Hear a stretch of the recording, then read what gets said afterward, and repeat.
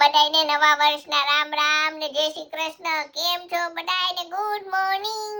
હું તો અવારમાં વેલો ઉઠી ગયો. આજ હું ક્યાં જાઉં ખબર? હું તો જાઉં હનુમાન દાદાના દર્શન કરવા સાળંગપુર. અમે નીકળ્યા રસ્તામાં તો બધાને ભૂખ લાગી ગઈ. મારે પૌવા બટેકા તો ખાવાતા પણ એને તીખા હતા એટલે મને નો આપ્યા કોઈ પૌવા બટેકા.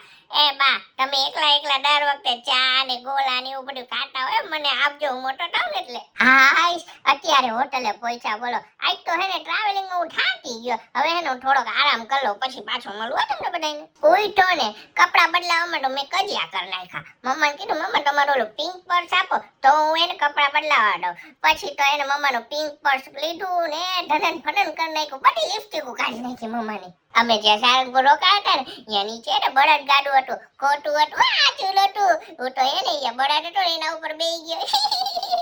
હનુમાન દાદાના દર્શન કરી લીધા ને ઓલી બાજુ હે ને માર્કેટ હે, રમકડાની દુકાનો ને એવું બધું હે. મમ્મીને કહું, મમ્મી હાલો મને અહીંયા લઈ જાવ. હાલો, હવે હે ને મળીશું નવા વિડીયોમાં. હું માર્કેટમાંથી થોડીક બધી વસ્તુ લઈ લઉં ને પછી મળશું. બધાને મળીશું નવા વિડીયોમાં. Bye bye.